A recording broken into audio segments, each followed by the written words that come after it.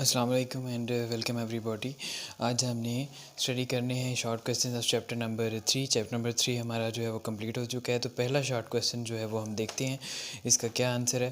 पहले short question के अंदर हमने डिफरेंस बताना है यूनिफॉर्म वेलोसिटी में, वेरिएबल वेलोसिटी में, और इसके अलावा एक्सेलरेशन और units of velocity and acceleration की यूनिट्स जो हैं वो बताने हैं। सबसे पहले हम देखते हैं यूनिफॉर्म एक्सेलरेशन कौन सी एक्सेलरेशन होती है। हमने पढ़ा हुआ है कि अगर एक बॉडी जो है वो इक्वल डिस्टेंस कवर करती है इक्वल इंटरवल्स ऑफ टाइम के अंदर, तो उसको हम कहते हैं यूनिफॉर्म वेलोसिटी। फॉर एग्जांपल, अगर हम कोई यहाँ पे एक ऑब्जेक्ट कंसीडर करते हैं, लेट्स से ये एक ऑब्जेक्ट है, इसके ऊपर अगर हम हॉरिजॉन्टल फोर्स लगाते हैं इस डायरेक्शन में, तो ये क्या करेगा, आगे की तरफ मूव करेगा। और इस ऑब्जेक्ट को कुछ टाइम के बाद हमने नोट किया, आफ्टर 0 सेकेंड्स पे ये यहाँ पे था, 1 सेकेंड्स पे यहाँ पे, 2 सेकेंड्स, 3 सेकेंड्स एंड 4 सेकेंड्स। अब अगर यहाँ पे आप देखें तो टाइम के दरमियान और जो इसकी डिस्प्लेसमेंट के दरमियान इंटरवल्स हैं वो बराबर हैं। यहाँ पे अगर आप देखते जाएं तो ये जो इंटरवल्स हैं ये बराबर है। इस तरह की जो मोशन होगी इसको हम कहेंगे यूनिफॉर्म वेलोसिटी। अब हम एग्जांपल कंसीडर करते हैं, अगर हम एक बॉल को किक करते हैं हॉरिजॉन्टल डायरेक्शन में और उसकी जो वेलोसिटी है वो एयर फ्रिक्शन वगैरह की वजह से और रेजिस्टेंसेस की वजह से कम होती जाती है, तो हम देखेंगे कि ये बॉल जो है वो इनिशियली बहुत फास्ट जाएगा, उसके बाद ये स्लो होना शुरू हो जाएगा और अल्टीमेटली ये रुक जाएगा।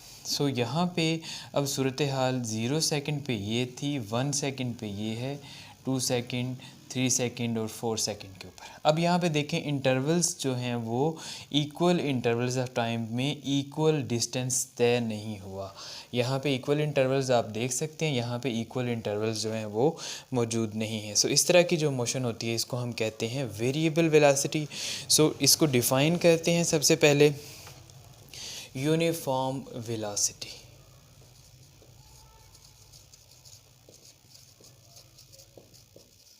What is uniform velocity? If a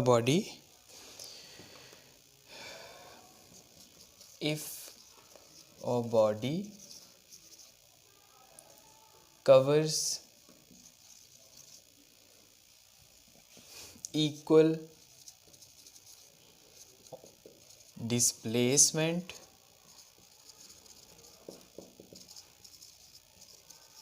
in equal intervals of time,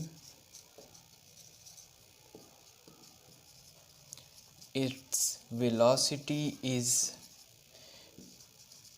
uniform velocity. उसके बाद हम देखते हैं वेरिएबल वेलोसिटी जो है ये क्या होती है। तो इसी स्केच की मदद से, इसी डेफिनेशन को हम यूज़ करते हुए वेरिएबल वेलोसिटी को भी डिफ़ाइन करेंगे। तो वेरिएबल वेलोसिटी क्या होगी, इफ़ अ बॉडी, यहाँ पे आपने लिखा था कवर्स इक्वल डिस्प्लेसमेंट, यहाँ पे सिर्फ हमने unequal displacement in equal intervals of time लिख देना है। If a body covers unequal displacement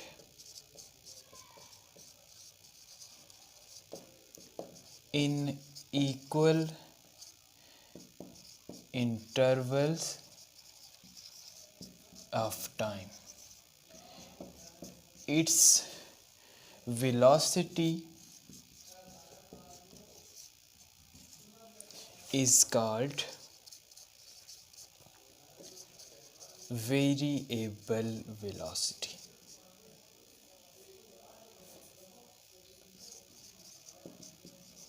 okay, और वेरिएबल का मतलब क्या होता है कि जो चेंज होती है, जो चीज़ चेंज होती है उसको हम नाम देते हैं वेरिएबल क्वांटिटी, चाहे वो वेलोसिटी हो चाहे कुछ भी हो।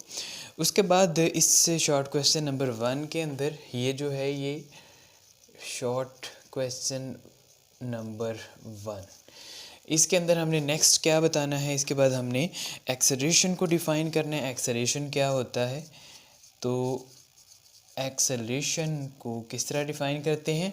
Time rate of change of velocity is called acceleration. Acceleration को ऑलरेडी हमने पढ़ा था। एक्सेलरेशन क्या चीज़ होती है? एक्सेलरेशन बेसिकली हम वेलोसिटी में जो चेंज आता है उसको डिवाइड करते हैं चेंज इन टाइम पे, तो वो हमारे पास एक्सेलरेशन आ जाता है।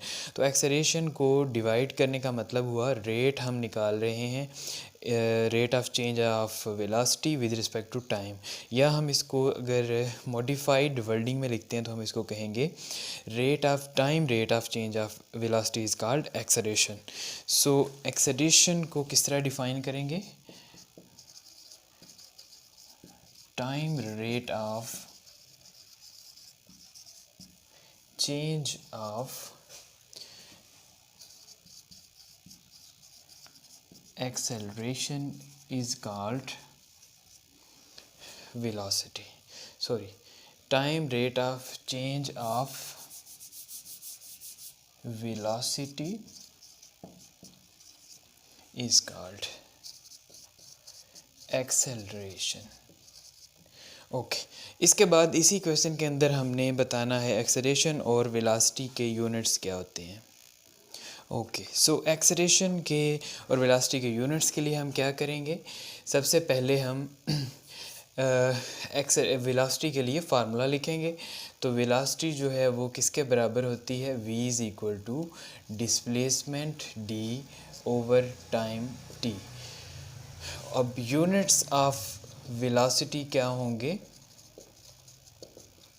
Will be equal to units of displacement. Displacement जो है ये क्या चीज़ होती है? Vector form of distance.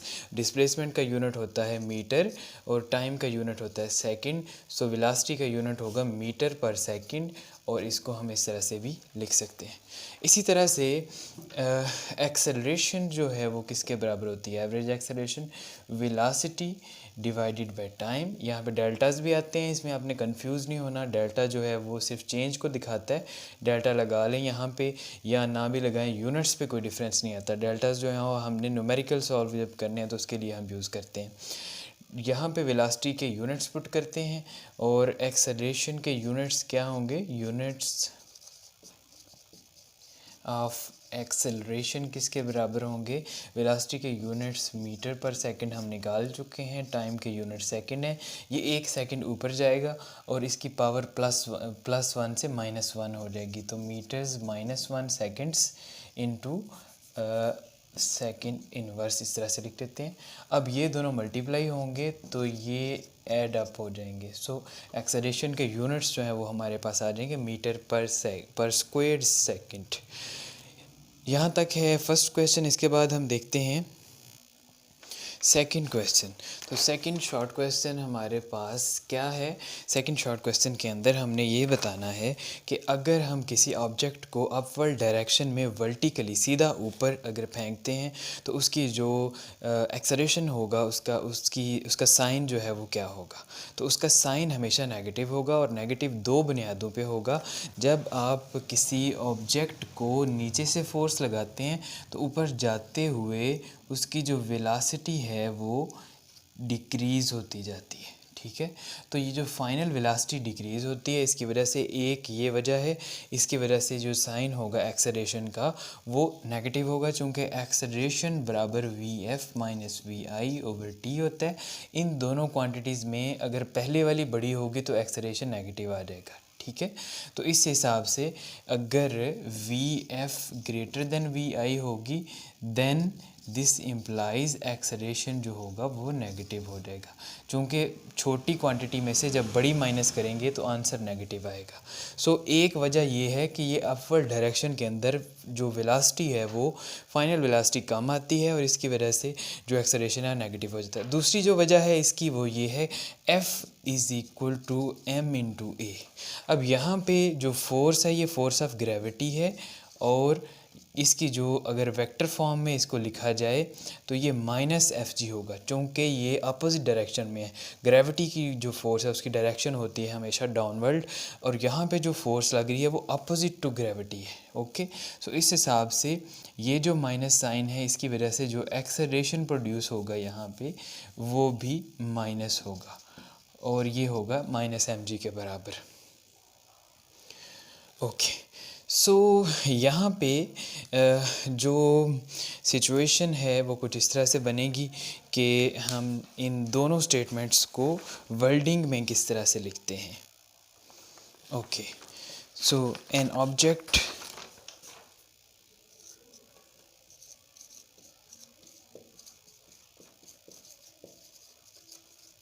thrown vertically upward. Vertically upward का मतलब है राइट अपवर्ड, सीधा ऊपर की तरफ. तो उसके लिए वर्टिकली अपवर्ड जो है वो अगर हम किसी ऑब्जेक्ट को फेंकते हैं, the sign of its acceleration is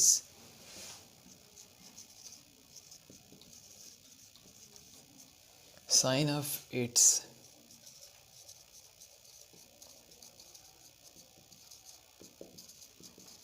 negative because of two reasons. सबसे पहली रीज़न हमने यहाँ पे क्या पढ़ी है? सबसे पहली रीज़न जो है वो ये है कि motion is against the force of gravity. Motion is against the force of gravity. और दूसरी कंडीशन क्या है? चूँकि अपवर्ड डायरेक्शन में जब ऑब्जेक्ट को फेंका जाता है तो उसकी जो फाइनल वेलोसिटी है वो हमेशा डिक्रीज़ होती जाती है, इसलिए उसका एक्सेलरेशन जो है वो नेगेटिव होता है. तो velocity is during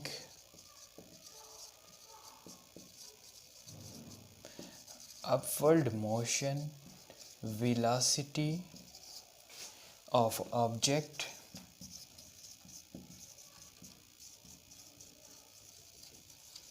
decreases at every next point, so the acceleration is negative. So ये आंसर है सेकंड क्वेश्चन का. ओके, उसके बाद हमने क्वेश्चन नंबर 3 में क्या बताना है?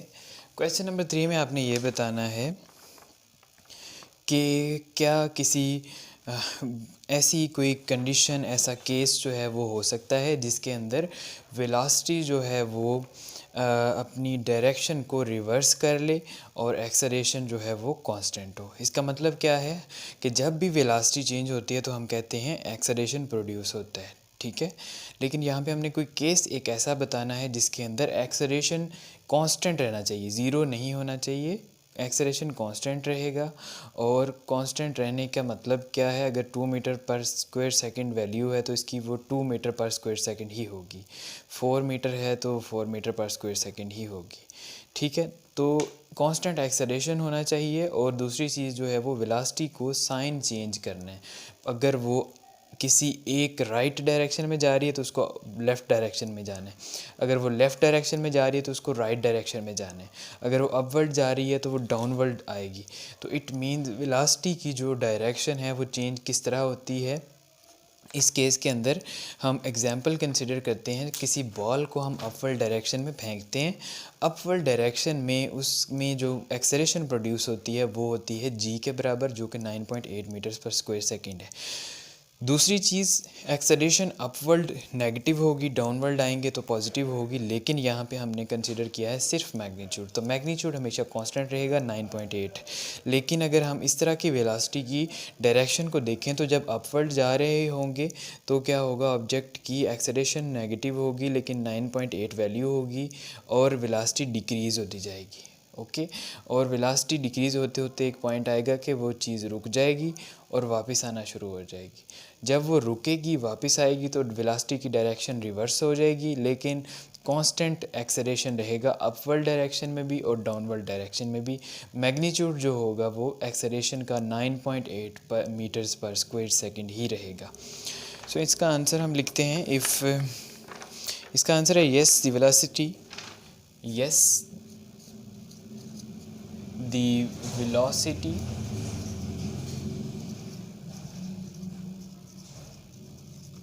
can change चेंज की बजाय हम लिखते हैं reverse its direction while the acceleration is constant. और इसकी एग्जाम्पल जो है वो हम किस तरह से लेंगे, इसकी एग्जाम्पल होगी ball throne upward will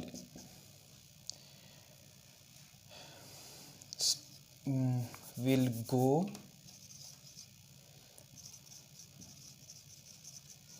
upwardly and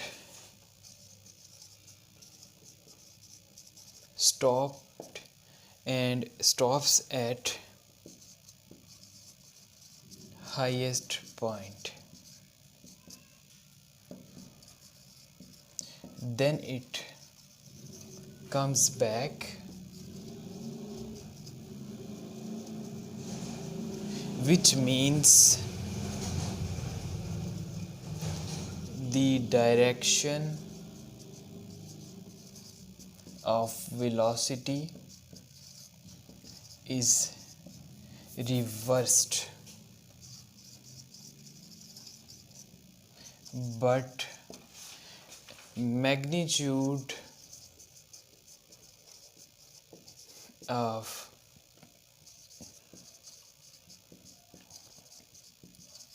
gravitational acceleration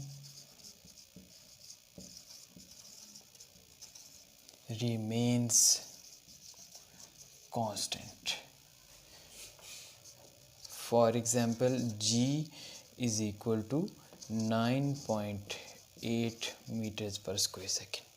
So this is question number 3. Okay इसके बाद हमारे पास क्वेश्चन नंबर 4 है। और क्वेश्चन नंबर 4 क्या है, क्वेश्चन नंबर 4 में कुछ स्टेटमेंट्स दी गई हैं और उन स्टेटमेंट्स से विद रीज़न हमने बताना है कि वो स्टेटमेंट ठीक है या गलत है। और रीज़न हमने डिस्कस करनी है, आपने बस उनको यस और नो बताना है और साथ में रीज़न जो है वो एक्सप्लेन करनी है हमने। तो सबसे पहली स्टेटमेंट है एन ऑब्जेक्ट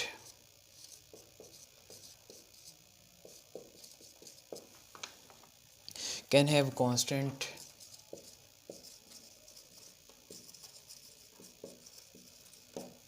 velocity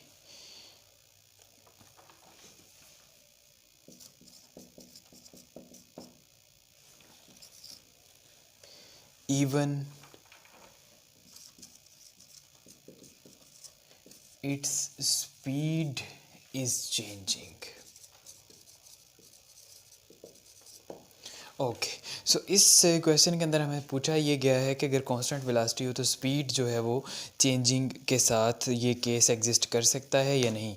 अब हम देखते हैं कि वेलोसिटी क्या चीज़ होती है। सबसे पहले वेलोसिटी जो है ये बेसिकली एक वेक्टर क्वांटिटी है और ये वेक्टर क्वांटिटी हमेशा दो चीज़ों का मजमुआ होती है, एक मैग्नीट्यूड और एक डायरेक्शन। अब जो मैग्नीट्यूड है वेलोसिटी का वो बराबर होता है स्पीड के। इसका मतलब ये हुआ कि हमारे पास जो क्वेश्चन है इसका क्वेश्चन ये है कि अगर स्पीड चेंज हो रही है तो वेलोसिटी क्या कांस्टेंट रह सकती है या नहीं रह सकती। तो अगर मैग्नीट्यूड चेंज हो रहा हो तो डायरेक्शन नहीं भी चेंज हो रही तो वेक्टर क्वांटिटी जो है वो चेंज हो जाएगी। सो एक वेक्टर क्वांटिटी जो है ये एक मैग्नीट्यूड प्लस डायरेक्शन, इसके अंदर दो चीज़ें होती हैं। अगर इन दोनों में से कोई भी एक चेंज हो रही है तो इसका मतलब ये होगा वेलोसिटी जो है वो वेक्टर क्वांटिटी जो है वो चेंज हो रही है। अब यहाँ पे उसने कहा है कि मैग्नीट्यूड जो कि स्पीड है ये चेंज हो रही है जबकि डायरेक्शन के बारे में हमें कुछ नहीं बताया गया। सो इट मींस एक भी चीज़ इनमें से चेंज होगी तो वेक्टर क्वांटिटी जो होगी वो चेंज होगी, कांस्टेंट नहीं रह सकती। इट मींस ये जो स्टेटमेंट है ये फॉल्स है। So this statement is not true. Okay so उसके बाद सेकंड हमारे पास जो स्टेटमेंट है वो है कि an object can have constant speed an object can have constant speed and changing velocity.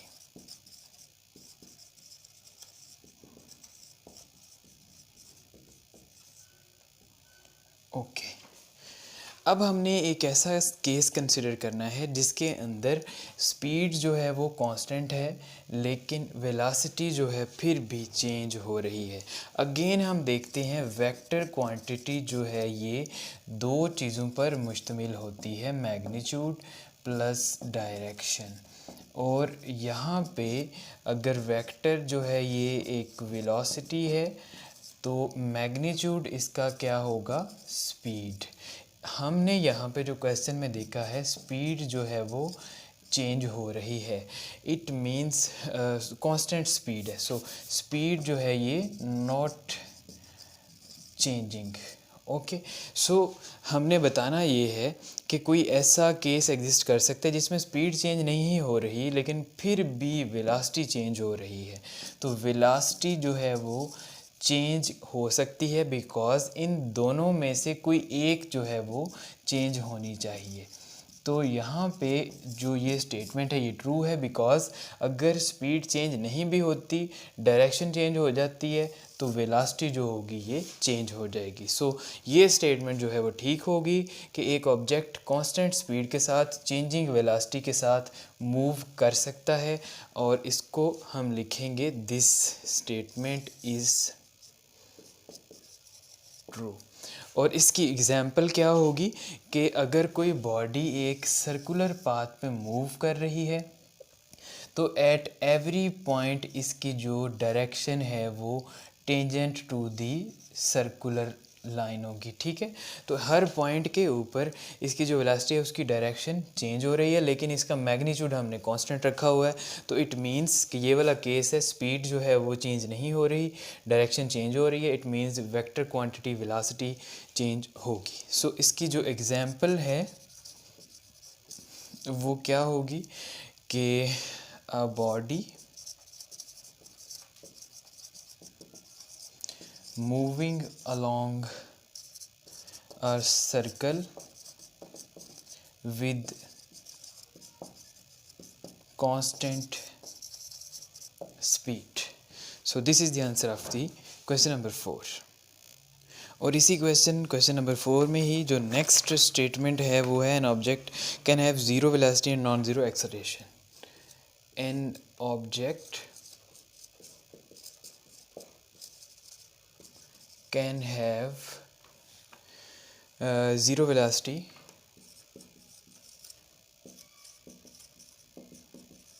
and non-zero acceleration. Okay so हमने केस एक ऐसी इमोशन का बताना है जिसके अंदर वेलोसिटी जो है वो ज़ीरो होगी और एक्सेलरेशन ज़ीरो नहीं होगी। इसका मतलब ये हुआ कि वेलोसिटी जो है बेसिकली ज़ीरो होने का मतलब ये है कि उसकी जो रफ़्तार है किसी ऑब्जेक्ट की बॉडी की वो ज़ीरो है, और नॉन ज़ीरो एक्सेलरेशन होने का मतलब ये है कि इस रफ़्तार में तब्दीली जो है वो ज़ीरो नहीं है। तो फॉर एग्ज़ाम्पल अगर एक गाड़ी मूव कर रही है और हमने ब्रेक्स अप्लाई किए, ओके, तो ब्रेक्स अप्लाई हमने की तो यहाँ पे क्या होगा, गाड़ी जो है वो इट विल स्टॉप। अब गाड़ी जब रुकेगी तो Vf will become equal to zero, final velocity zero हो जाएगी। लेकिन यहाँ पे जब ये गाड़ी मूव कर रही थी तो जो वेलोसिटी है Vi was not equal to zero. Okay so यहाँ पे और यहाँ में ये फ़र्क है कि यहाँ पे वेलोसिटी जो थी वो नॉन ज़ीरो हो चुकी है। अब एक्सेलरेशन को अगर हम देखते हैं तो ये Vf माइनस Vi/T होता है। अब अगर इन में से Vf ज़ीरो भी हो जाता है तो माइनस Vi/T बराबर होगा एक्सेलरेशन के, and this would not be equal to zero because acceleration जो है ये चेंजिंग वेलोसिटीज़ पे डिपेंड करता है। सो इस गाड़ी की जो एग्ज़ाम्पल है इसके मुताबिक ये जो स्टेटमेंट है इट इज़ ट्रू, और इसकी एग्ज़ाम्पल हम क्या लिखेंगे, when moving car is stopped,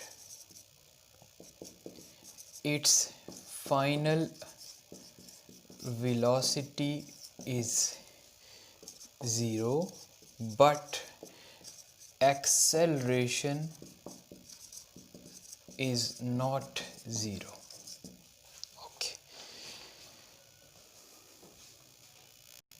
so next fourth point हमने इसी क्वेश्चन के अंदर डिस्कस करना है कि an object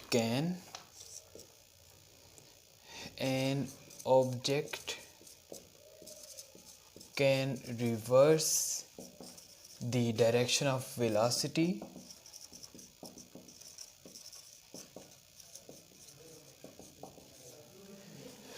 when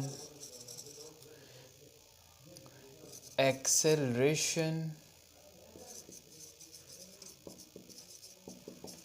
is constant.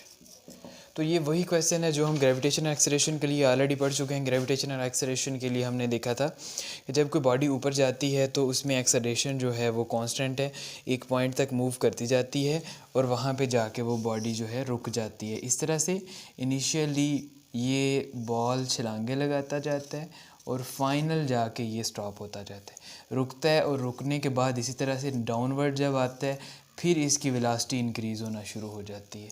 So upward और डाउनवर्ड डायरेक्शन के अंदर जहाँ पे भी आप देखें एक्सेलरेशन जो है वो 9.8 होगी मीटर्स पर स्क्वायर सेकंड यहाँ पे भी, और इसके अलावा किसी भी पॉइंट के ऊपर 9.8 मीटर्स पर स्क्वायर सेकंड एक्सेलरेशन जो होगी उसकी वैल्यू इसके बराबर होगी.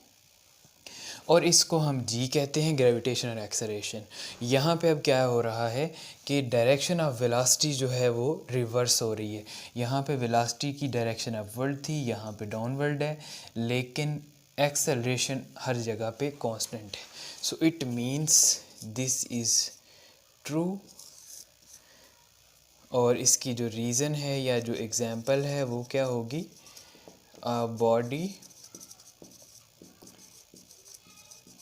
thrown vertically upward moves with constant acceleration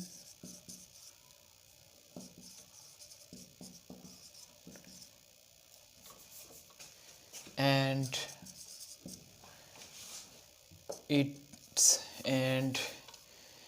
direction of its velocity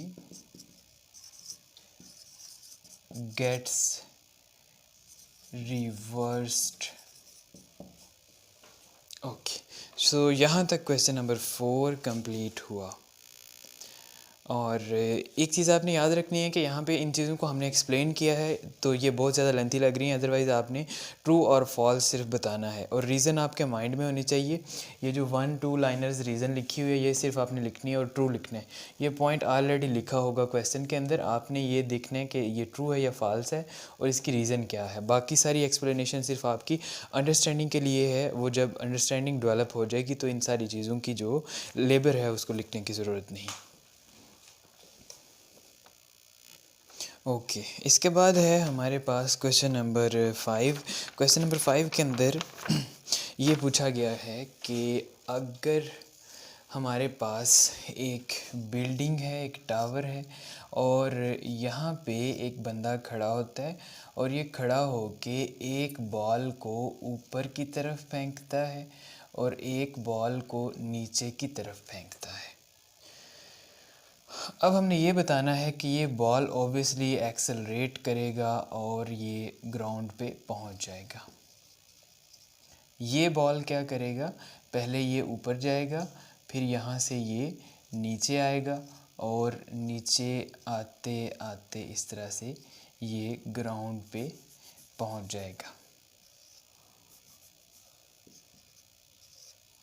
okay, अब हमने ये बताना है कि इन दोनों बॉल्स की पहले और दूसरे बॉल की जो वेलोसिटी है वो ग्राउंड पे पहुंचते वक्त किसकी कम होगी किसकी ज़्यादा होगी। तो हम यहाँ पे देखते हैं कि एक बॉल जो है सेकंड बॉल इसको डायरेक्ट नीचे की तरफ फेंका गया है, तो इसकी वेलोसिटी यहाँ पे तेज़ होगी, आहिस्ता आहिस्ता इंक्रीज़ होती जाएगी क्योंकि ग्रेविटेशनल पुल है, और यहाँ पे आते आते एक ख़ास वेलोसिटी होगी। अगर हम इस बॉल को देखें तो ये पहले ऊपर जाएगा, ऊपर जाने के बाद ये वापस नीचे आएगा। जब ये इस पॉइंट पे आएगा तो ये जो ऊपर से एक्सेलरेशन प्रोड्यूस होगी वो एक्सेलरेशन इसकी जो वेलोसिटी इस पॉइंट पे होगी वो बिल्कुल इसके बराबर कर देगी, और यहाँ से नीचे आते आते अगेन ये इतनी ही वेलोसिटी गेन करेगा जितनी इस बॉल ने गेन की थी। अगेन सुन लें ज़रा, इन दोनों बॉल्स में से एक को हमने नीचे की तरफ फेंका है और एक को ऊपर की तरफ फेंका है। यहाँ से जो बॉल नीचे आ रहा है इसकी वेलोसिटी लेट से कोई v वेलोसिटी है, और इसकी जो वेलोसिटी है वो हमने बताना ये है कि यहाँ पे ग्राउंड पे स्ट्राइक करते वक्त किसकी वेलोसिटी ज़्यादा होगी किसकी कम होगी। तो यहाँ से जो बॉल ऊपर हमने फेंका इसने यहाँ से कुछ एक्सेलरेशन गेन किया। ये जो एक्सेलरेशन है इतना g के बराबर, ये जो एक्सेलरेशन है इसने इस बॉल की वेलोसिटी को यहाँ इस पॉइंट पे वापस आते वक्त इसको इसके बराबर कर दिया। इसकी वजह से ये जो बॉल है जब ये ज़मीन पे पहुँचेगा तो इसकी वेलोसिटी उतनी ही होगी जितनी इस बॉल की वेलोसिटी है। सो इसको हम किस तरह से लिखेंगे, both balls will come to ground with equal velocities because the ball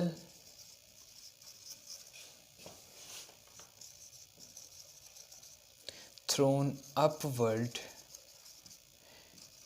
gains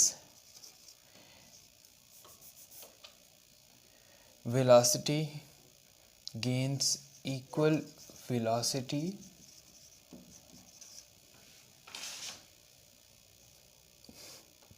when it comes back to initial position after upward peak. ठीक है, सो ये जो ऑब्जेक्ट होगा ये पीक पे जाने के बाद जब इसी पोजीशन पे दोबारा आएगा तो इसकी वेलोसिटी इसके बराबर हो जाएगी। अब यहाँ से लेके यहाँ तक जो चेंज आएगा वो बराबर आएगा, तो दोनों की वेलोसिटीज़ जो होंगी वो बराबर होंगी। So this is question number 5। Question number 6 इसके बाद हम देखते हैं। क्वेश्चन नंबर 6 के अंदर कुछ कंडीशंस बताई गई हैं और हमने वो केसेस जो हैं वो डिफ़ाइन करने हैं कि कब कब एक्सेलरेशन और वेलोसिटी पैरेलल होंगी, कब ये दोनों परपेंडिकुलर होंगी, कब एंटी पैरेलल होंगी, और कब इनमें से कोई एक ज़ीरो होती है और दूसरी ज़ीरो नहीं होती। तो सबसे पहला केस जो हमने डिस्कस करना है वो है parallel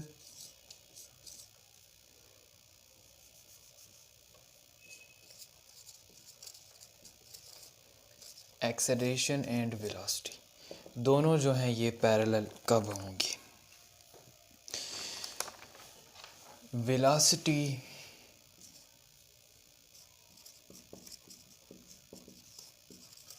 of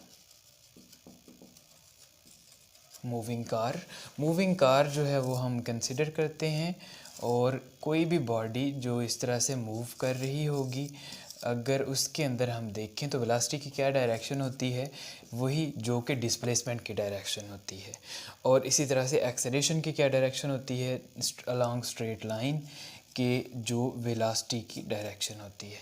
so straight line के लिए क्या होगा, वेलोसिटी और एक्सेलरेशन जो है ये दोनों एक दूसरे के पैरेलल में होंगे। और इसके अंदर एक और पॉइंट जो आएगा वो ये है कि वेलोसिटी जो है वो इंक्रीजिंग होनी चाहिए। ठीक है, तो velocity of car is increasing. ठीक है जी। उसके बाद सेकंड जो है पॉइंट आएगा एंटी पैरेलल।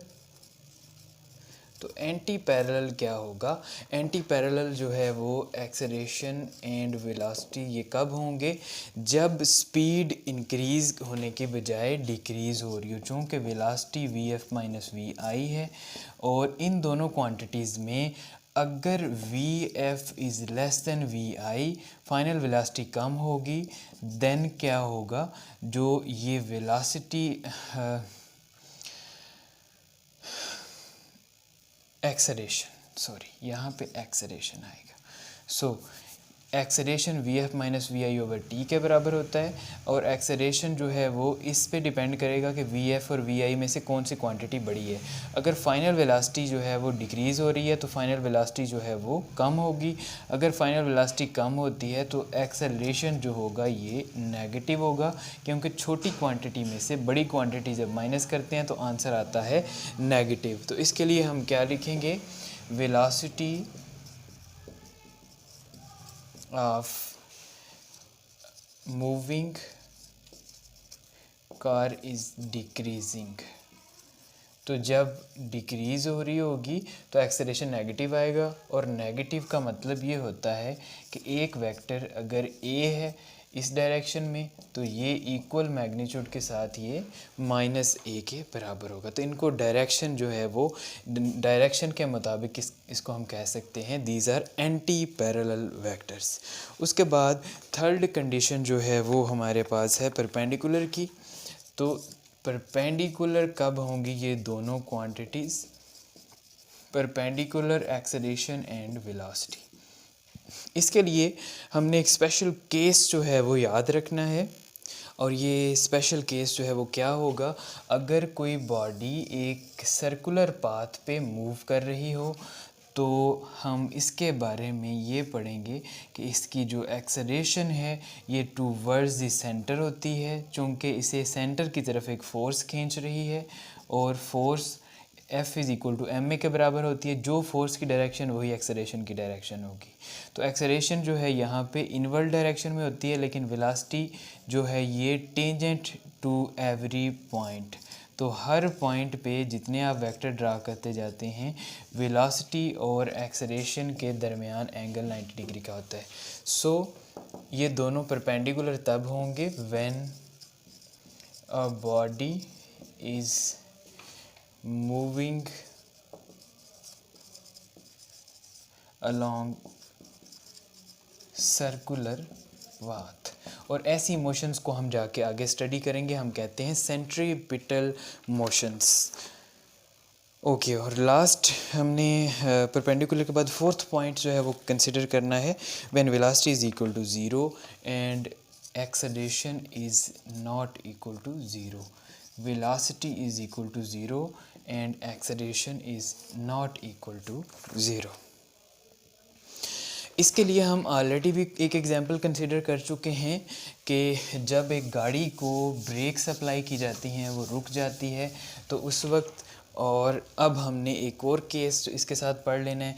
जो पहला है व्हेन कार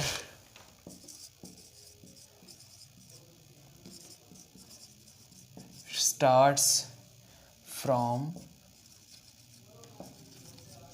रेस्ट, और इसके लिए वेलोसिटी और एक्सेलरेशन क्या होंगी।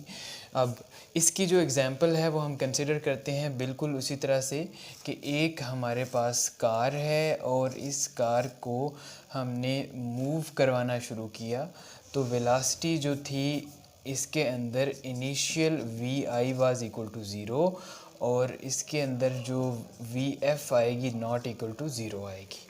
ओके, सो यहाँ पे जो एक्सेलरेशन प्रोड्यूस होगा v f minus v i over t ये इक्वल टू ज़ीरो के नहीं होगा, क्योंकि इन दोनों में से वी एफ जो है वो ज़ीरो के बराबर नहीं है। तो when car starts from rest से मूव करना शुरू किया तो यहाँ पे v i is equal to zero है और v f is not equal to zero and acceleration जो है वो यहाँ पे हमारे पास is not equal to zero है। तो आप इस कंडीशन को बताने की ज़रूरत नहीं है, आपने ये बताना है कि वेलोसिटी ज़ीरो और एक्सेलरेशन नॉन ज़ीरो। तो वेलोसिटी ज़ीरो है इनिशियल वेलोसिटी, और एक्सेलरेशन जो है ये नॉन ज़ीरो है। दूसरा केस जो हमने देखना है वो ये है व्हेन मूविंग कार स्टॉप्स। जब मूविंग कार स्टॉप करती है तो उसके अंदर वेलोसिटी और एक्सेलरेशन जो हैं वो किस तरह से होती हैं। अब इसी अगर एग्ज़ाम्पल को कंसिडर किया जाए तो इस एग्ज़ाम्पल के मुताबिक अगर ये मूविंग कार है तो मूविंग कार के लिए v i will not be equal to zero. चूँकि ये मूव कर रही है तो v i equal to zero नहीं होगा। ब्रेक सप्लाई की v f equal to zero हो जाएगा। अब इस पॉइंट के ऊपर एक्सेलरेशन जो है वो हम लिखते हैं v f minus v i over t. Again यहाँ पे वी एफ़ तो ज़ीरो है लेकिन वी आई जो है ये ज़ीरो नहीं है, और ये acceleration will be not equal to zero. So यहाँ पे भी वी एफ़ जो है ये बराबर होगा ज़ीरो के, लेकिन acceleration is not equal to zero. तो ये दोनों केसेस यहाँ पे आ जाएंगे कि when velocity is equal to zero but acceleration is not equal to zero. और इसी क्वेश्चन का जो लास्ट पार्ट है वो होगा व्हेन फिफ्थ जो इसके पार्ट्स हैं उसमें होगा when acceleration is equal to zero but velocity is not equal to zero. इसके लिए हम कंसिडर करेंगे कार जो है वो moving with constant speed along a straight line. ठीक है, तो when car is moving with constant speed along straight line। तो इस केस में क्या होगा कि अब इस गाड़ी की जो वेलोसिटी है वो किसी भी पॉइंट के ऊपर वी आई और वी एफ़ दोनों बराबर होंगे, कांस्टेंट हैं। सो एक्सेलरेशन किसके बराबर होता है v f minus v i over t. इन दोनों की वैल्यू v के बराबर है तो v minus v over t it will be equal to zero over t and it will be equal to zero. So when a car is moving with the constant speed along a straight line, तो इसका मतलब ये हुआ कि यहाँ पे velocity जो होगी वो ज़ीरो के बराबर नहीं है। वेलोसिटी जो है वो is not equal to zero but acceleration जो है इक्वल टू ज़ीरो है। सो क्वेश्चन 6 हमारे आज कंप्लीट हो गए।